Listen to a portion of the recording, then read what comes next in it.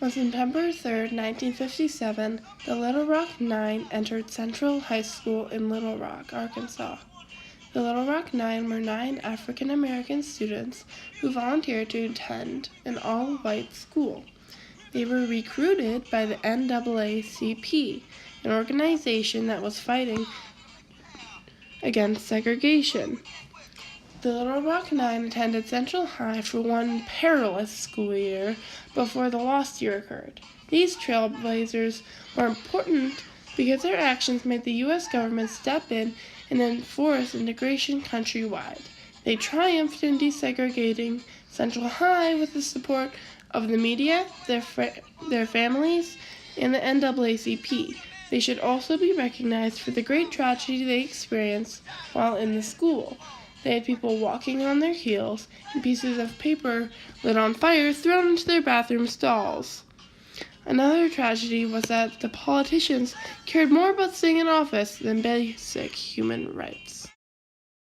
After the Civil War, there was a period of Reconstruction. The freed slaves were allowed to vote, run for office, and own land.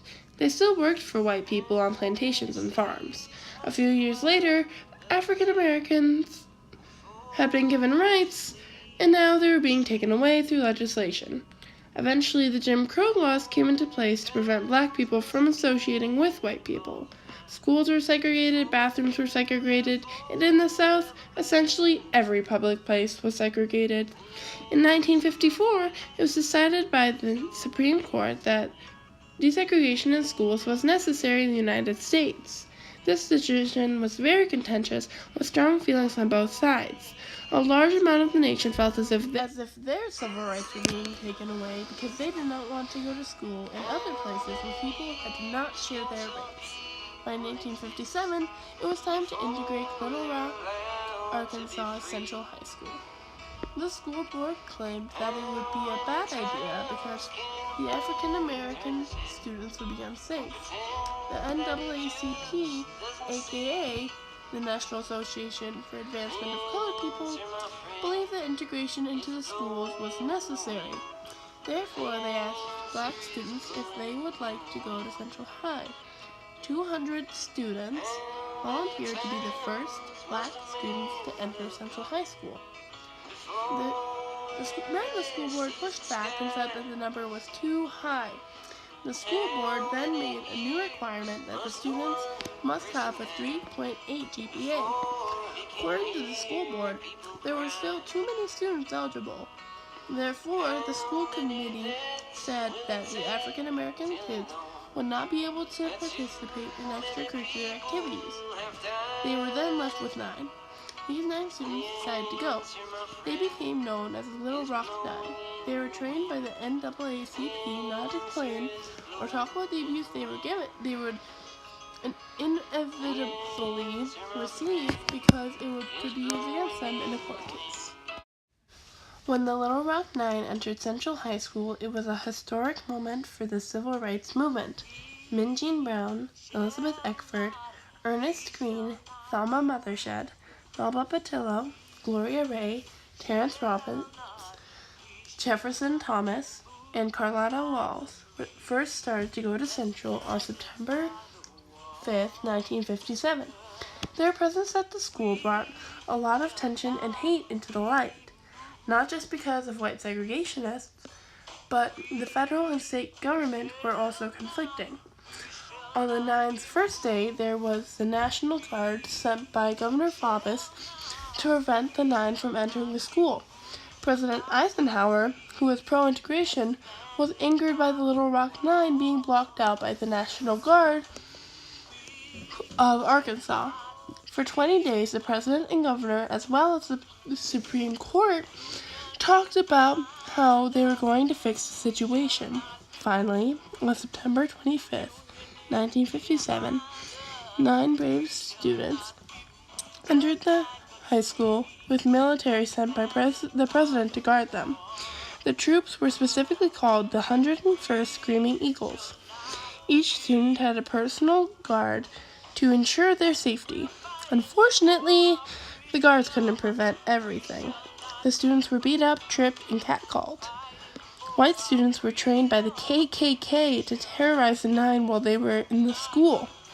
They used words they knew would hit the young heroes where it would hurt.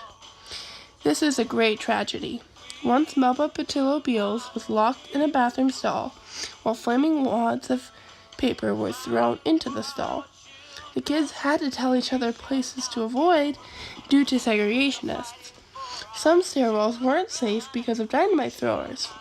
Many groups, such as the Mothers League, tried to do everything they could to make life difficult for the Little Rock Nine. Melba Pattillo's mother lost her job because of the people in power were trying to get Melba to leave. Minjean Brown was expelled because she yelled at that her white attackers were white trash. At the end of the year, Ernest Green, the eldest of the Nine, succeeded in graduating from Central High. As an act of rebellion against the president, Governor Faubus shut down the schools after the Little Rock Nine had been at Central High for a year.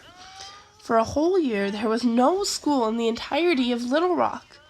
It was called the Lost Year. After 1 year, the 4 high schools in Little Rock reopened in 1960. Black students continued to attend Central, but it was a battle. Finally, in 1973, Central High was officially integrated. This triumph was because of the NAACP, who recruited the Nine, and the Nine students themselves, who caused great change. Just 1 year after the Little Rock Nine fought through Central High School, Rosa Parks fought to desegregate the buses.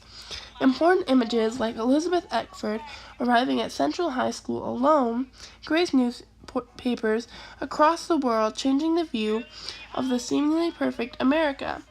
Even now, high school students across the world are protesting and fighting for a better world. In Baltimore, students protested against a juvenile prison being built.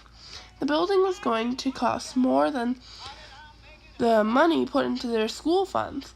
The government was going to put more money into locking up the kids than actually educating them.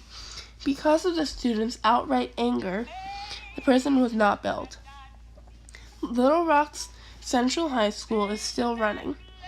Every year, as a freshman project, a student must interview a person that was alive during the Little Rock Nine crisis and ask how the person remembers the event. Because of the great heroes of Little Rock, all schools in America are integrated, and students have the bravery to make the world a better place.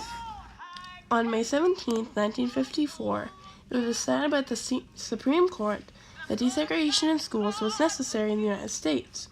The NAACP agreed that integration into the schools was necessary, so they asked Black students if they would like to go to Central High. 9 students decided to go. They are now known as Little Rock Nine.